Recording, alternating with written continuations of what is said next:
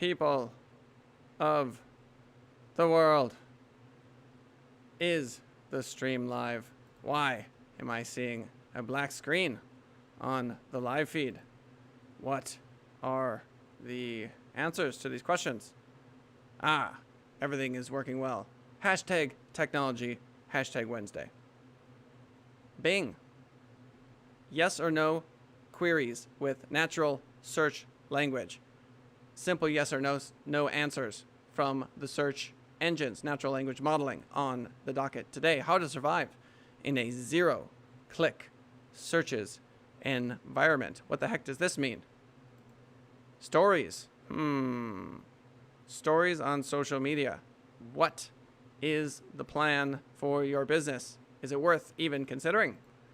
And last but not least, social media storytelling, doing it the right way. Let's not forget, wrapping up with pay-per-click. Let's begin. Bing can now answer queries with a simple yes or no. What the heck does this mean? Bing can now return a yes or no answer for certain queries the company announced Tuesday. The new search feature includes the one-word answer as well as a carousel of related excerpts from various sources. This was the top result for the query, can dogs eat chocolate, prior to the change? Quite large. Says approximately 1.5 ounces for a 10-pound dog, 3 ounces for a 20-pound dog.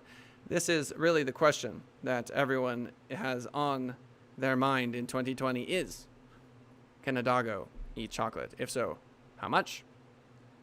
The new yes-no summary result looks like this. Can dogs eat chocolate? No. Oh, man. Can dogs eat chocolate? Turns out they can't. No. That's a hard no, according to 6 sources. Bing, Bing, Bing. What are you up to, Bing? Taking over market share from Google with these incredible developments? Is it bad if I don't know that it's Bing.com? That tells you how often I Bing things. Not too much binging. Let's do a live example here. Can doggos eat, wait for it, chocolate? Wow. Since that article, it's been updated from 6 sources to 7 sources. But the real question on everyone's mind is, can eats eat chocolate? No, that would not be correct. Can cats eat chocolate? Oh my gosh. Also, 7 glorious sources. All right, the people are dying to know. Can humans eat chocolate? You know what? It didn't say yes. It just says even humans can be poisoned by eating chocolate, although the dose required would be very, very high. Oh, man. Last search, I promise. Can giraffes eat chocolate? Also known as the Kilimanjaro giraffe, the Maasai or Maasai is the largest giraffe subspecies. Aren't you glad you tuned in? Because now you know that the Kilimanjaro giraffe is the largest giraffe subspecies. They have dark chocolate brown patches, but we don't know definitively with a yes or no answer whether or not giraffes eat chocolate. Will my pet giraffe be able to have that Hershey bar? Can I say Hershey on stream? Will they be sending me a strongly worded letter? The new yes-no summary looks like this. Can dogs eat chocolate? Yes. Oh, we know how it works. In the example above, natural language representation modeling enables Bing to infer that chocolate is toxic to doggos. Means dogs cannot eat chocolate, despite sources not explicitly stating so. Okay, the internet gets smarter. Why we care? This new search feature provides users with concise answers, as well as a number of sources highlighted. I do like the sources. Fine. This I will give you credit for, Bing. I find this to be an interesting turn of events. Why?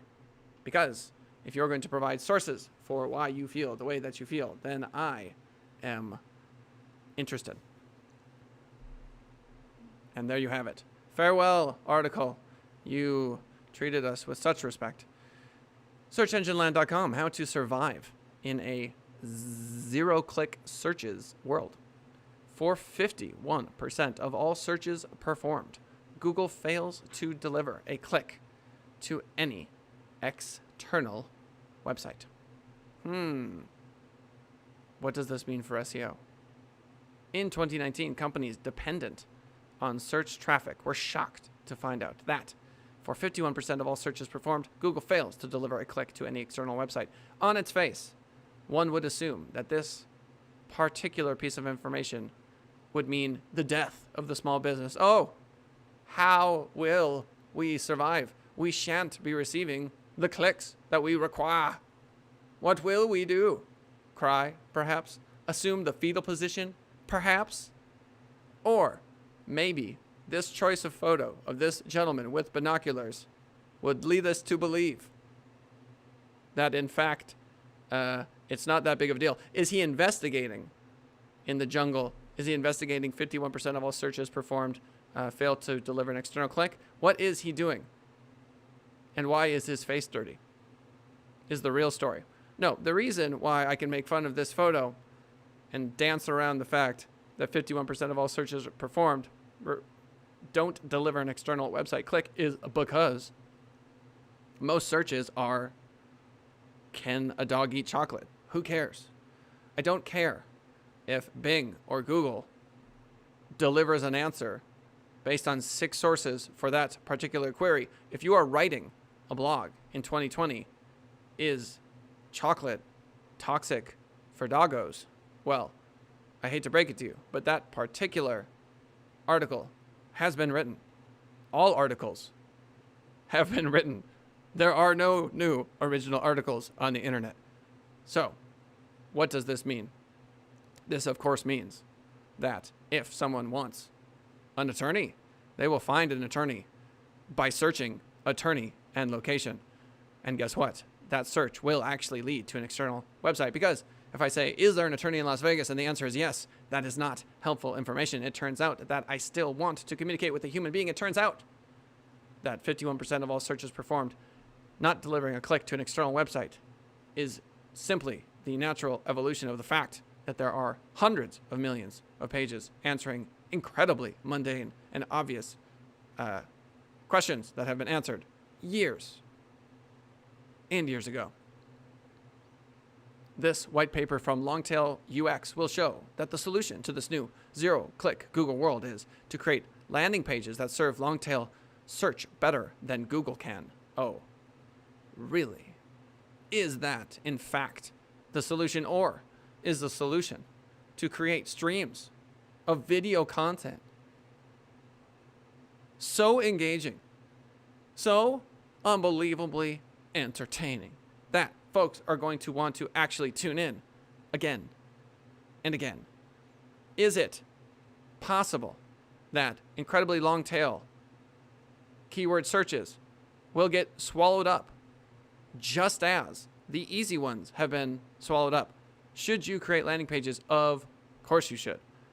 And those landing pages answering questions on a global scale? Perhaps this is not wise. Perhaps social media has destroyed that particular tactic, insofar as if you are a small business, if you're ESPN.com, then fine. The long tail keyword on a landing page may serve you quite well, as you have millions and millions of links back to your website. But if you're a local plumber, say, and you write a landing page on how to unclog a drain, guess what? That's been covered. So an even longer tail, how to unclog a drain full of hair from a human. Wow, you rank number 1 for how to unclog a drain with human hair in it. Number 1 in Google for that particular landing page. You win the prize. The phone will not stop ringing off of the hook, and you are now rich beyond your wildest imagination. Or perhaps it is wiser in 2020 to remember that your channel, your social media channel, is an expression of your soul. So, quick question. Is your soul how to unclog a drain full of human hair? Probably not. Your soul is probably you talking to people. So perhaps this is something you should investigate. The social channels we use are less important now than ever before, according to Lauren Teague with Convince and Convert.com. Bienvenidos a convinceandconvert.com. Yo soy Kellen Kautzman y vamos a hablar de social channels. The social channels we use are less important now than ever before. Well, that's a starting sentence that leaves me baffled. Is this your thesis? I'm confused. Today, it's all about how you tell your story. What? I would argue that the social channels we use are more important now than ever before. Am I wrong? Am I wrong, chat? I need chat to calm down. Chat, calm down. Getting a little crazy there. Too many questions coming in all at once. I get it. Takeaways. Carefully choosing your social channels no longer has the impact it once had on your marketing success. Well, there aren't really that many social channels to choose from now, are there? LinkedIn, obviously. Anyone big on Google Plus nowadays? Anyone? Google Plus? LinkedIn, Instagram, Pinterest, TikTok, Snapchat, Facebook, Twitter. Now what? Now what are you going to do? Discord? Many of the new feature rollouts on top social platforms have focused on storytelling. Wonderful bullet. Forget about reaching your daily quota of posts and focus more on the stories you share. Hi, Lauren Teague. Snapchat changed the game when it evolved from a messaging app to a storytelling platform. This is accurate information. The best original Snapchatters were the ones who used stories creatively in the ways that the rest of us couldn't imagine until we saw what these creators were doing and we started to copy them. But we aren't the only ones copying Snapchat.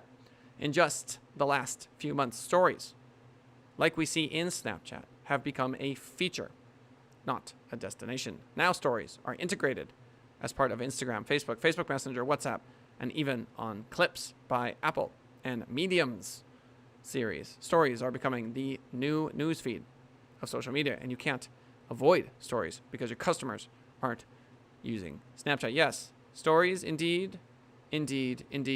Longer form content, storytelling, pushing the narrative over time, weaving a plot. So interesting, so engaging that one simply cannot look away. How do they do it? You see, hundreds of millions of people are being trained every day by their friends and their favorite big brands to consume stories across multiple social networks and content sites. So when we think about how to make content for social media, we need to be pensando en cuentos, thinking in stories and not in posts. Is it a paradigm shift? Of course it is. Because posts are beaten to death. I'm not saying that you don't eat rice every day or often. You eat your rice, you eat your bread. But there is a new kale in town. Yes, I am saying that stories are kale. Eat your kale. More kale, more stories. Hashtag winning, hashtag send it rising. There are 3 things I'm going to share that are essential to producing good stories. Oh me, oh my. The first, what could it be? Miss Lauren Teague from Convince and Convert. What could the first thing be? It is that, of course, the videos and the photos we're using are primarily vertical. I say that every day. I wake up and I say, you know what? The videos and photos we're using are primarily vertical. And folks, they always say, vertical, Kellen, not horizontal. And I say, no, for sure, definitely vertical. And they go, I get it. It's natural in our smartphone world, even though for years videographers had been yelling at us to hold our phones sideways, right? Well, now you don't have to.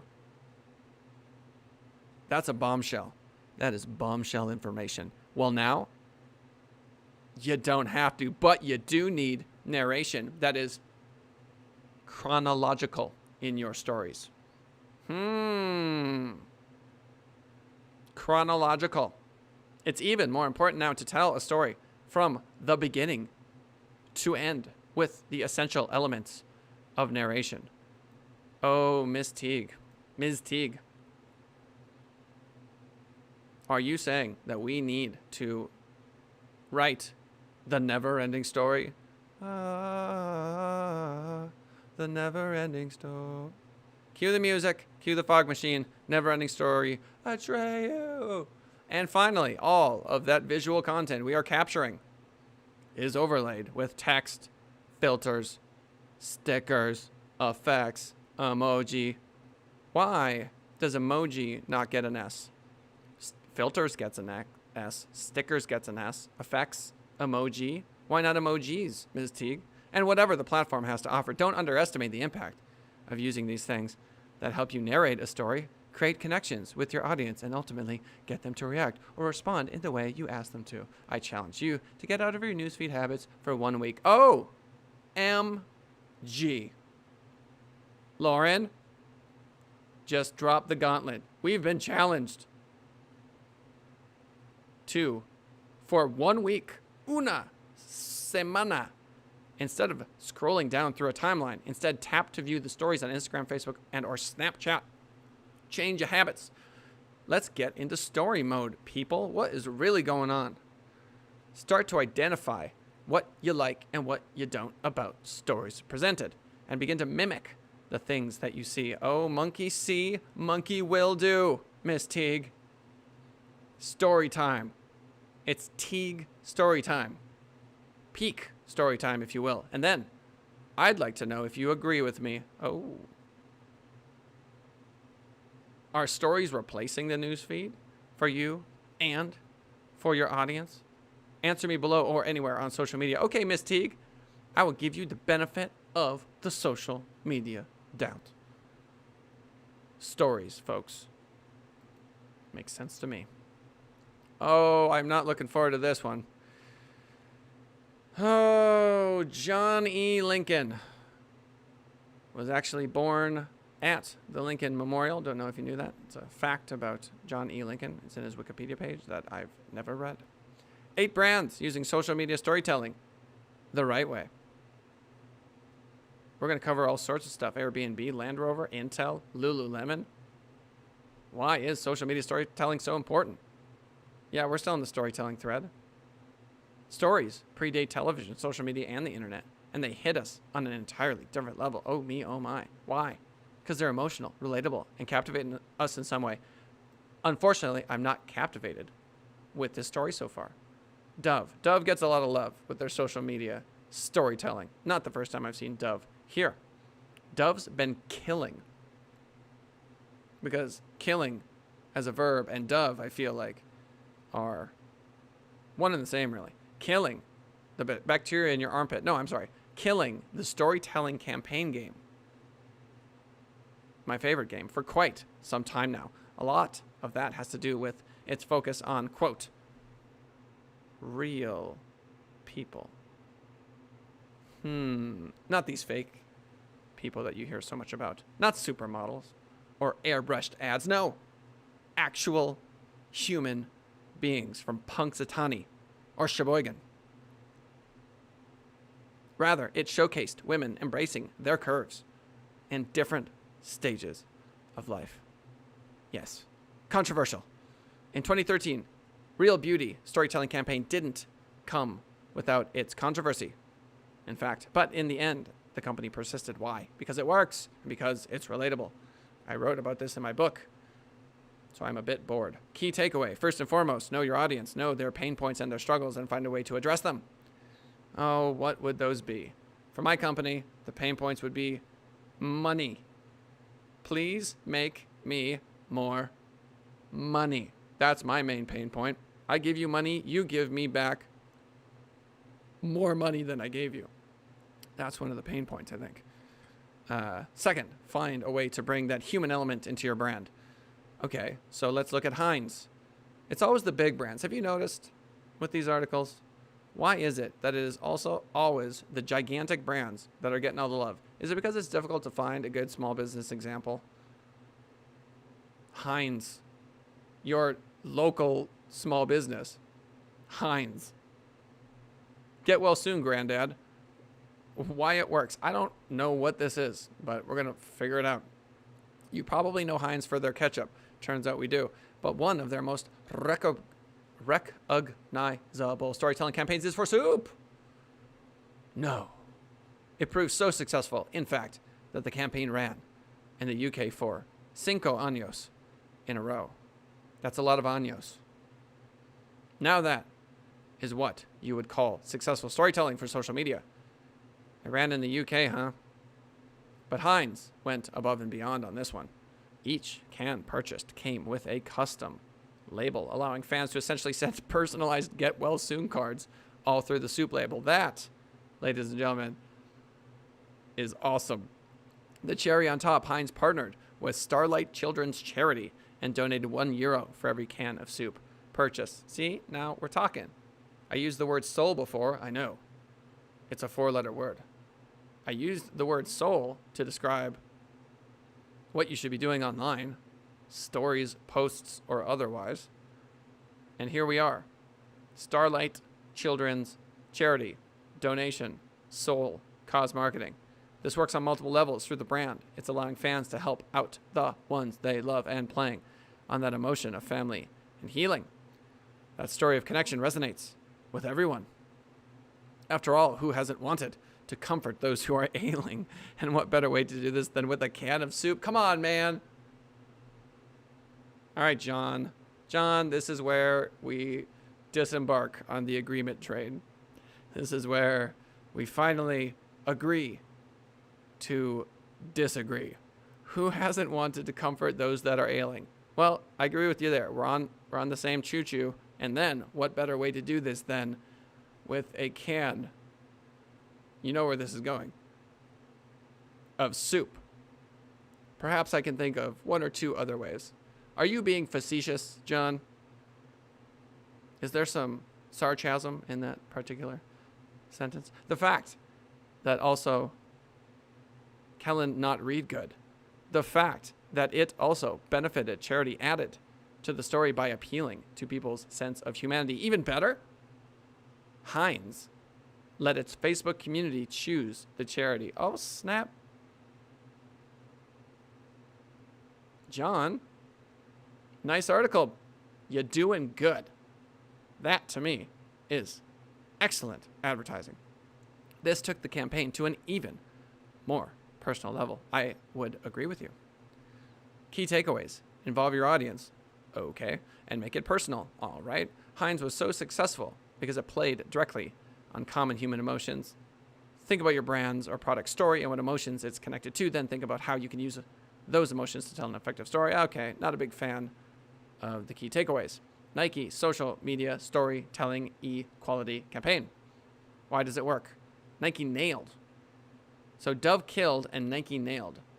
John with the aggressive verbs. Nike nailed the art of brand storytelling on social media long before it became a marketing trend. Perhaps it is because they are a gigantic corporation with huge budgets and people in rooms all day thinking about marketing. The cost to produce a shoe, it turns out, is not that much money. We're going to attempt to fix this little green screen issue we have in the lower left-hand corner. Oh, we've done it through the miracle of lighting. 2017, they did it again with their equality campaign. In it, Nike uses its standing as one of the biggest brands in fitness to shine a spotlight on disparities and inspire people to take action. Using storytelling through social media, Nike also positioned itself as a powerful force for social change. It's offering more than shoes and workout gear to its athletes.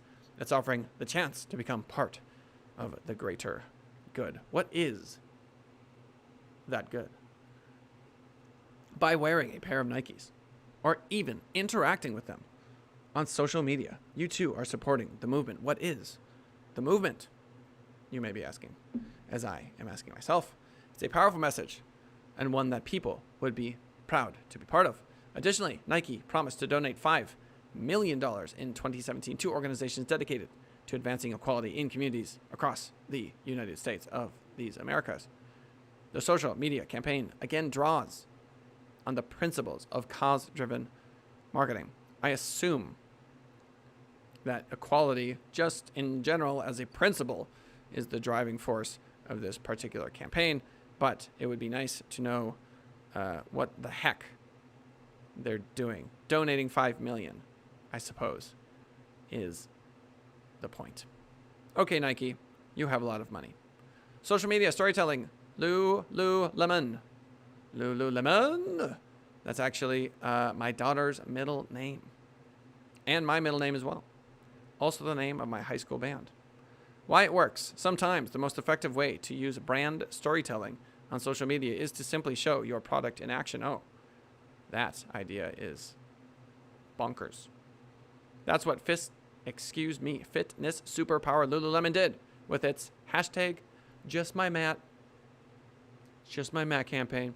The storytelling campaign began with an Instagram brand video showing one woman doing yoga in a variety of settings, like this lovely setting. Is that water?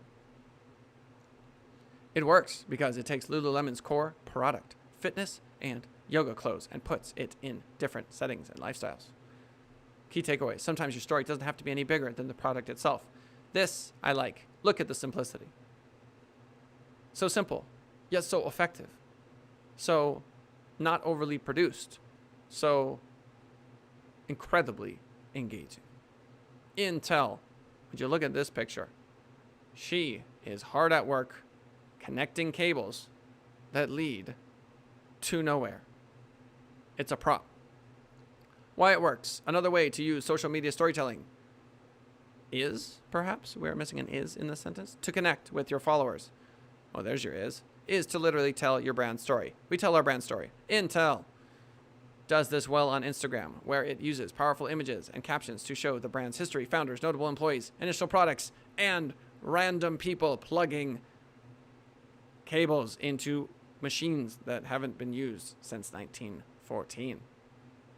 Documenting the company's latest products and how they're being used speaks to where it is now. I have become bored.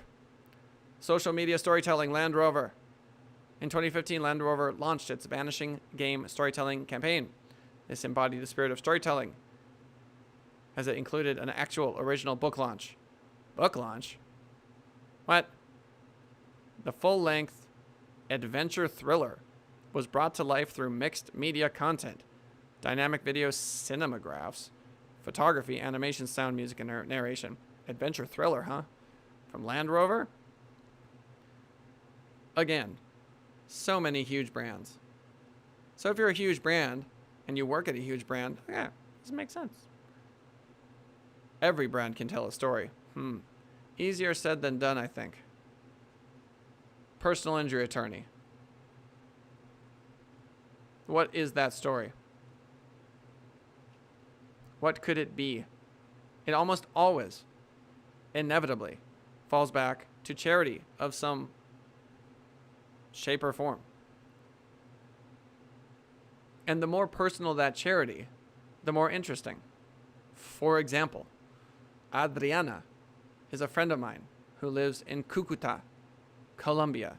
She is a Venezuelan, and her family has real dire medical problems. And despite the fact that Venezuela offers free healthcare, that's the Venezuela government, by the way, ringing right now. It doesn't actually, because I've been told first-person accounts that you literally have to show up with the medical supplies. And then if you can find a doctor that can help you, you basically have to say, hey, please help me. I know you're not getting paid to do this. Not really, because you're getting paid in bolívares. And I want you to help me with this thing. And here are the supplies we need for the operation. I mean, it's just crazy that that is happening. And so for Sender Rising, one of the things I want to do on this channel is raise money for her family, specifically. So there you have it. I can give you information, firsthand account of where the money's going. You can build a story off that. It doesn't matter if you're a small company. It doesn't matter if you're a huge company. If you can make a direct connection and you feel your heart beat a little bit faster, if you feel the warm, fuzzy release of dopamine when you talk about it, then perhaps you are on your way to telling an interesting story. Because if it's easy and it's based on your business, someone else is doing it. Which is to say, there is a landing page for Internet Marketing Las Vegas. Duh. There's also a landing page for the most ridiculous long-tail keyword. How do you rank for terms in Google in 2020 in Las Vegas? No, not this. Anything but this, please. I'm begging you. Google is smarter than all of us. Computers, I can spend my whole life playing chess. No prayer, no chance. I will lose. So, in an environment where we're going to lose, we must appeal to human emotion. And how do we do this? We, of course, do this through reaching deep, digging deep, and finding your voice. What are you willing to stand up for? And when you tie that to a brand, then people stop hearing, give me your money. They stop seeing what's your credit card information, and they start feeling, I suppose there are human beings on the other side of this business. There are probably mothers and fathers, daughters and sons. And putting out a message as a company isn't as easy as it may seem as we flip through our Facebook feed. We gloss over incredibly hard work that people put in constantly. We are surrounded by people's hard work. The houses we pass, the cable internet cords that run underneath the streets that we don't even see, the Wi-Fi signals that bounce. We are surrounded by human ingenuity, and it becomes invisible somehow. And so in advertising, as we spend more time looking to invest our money into companies through purchasing their product and or service, perhaps it is worth reflecting on the rooms full of people that are desperately trying to connect with you. And perhaps if we are discerning as buyers, we may change the course of the economy towards what could be considered a more karmically advantageous, positive experience. And that, ladies and gentlemen, is episode, I can't remember, of Marketing as a Foreign Language. I am your host. My name is Kellen Kautzman. And as fate would have it, it is May the 20th, 2020. A very auspicious date, to be sure. Thank you very much for tuning in. Hope to see you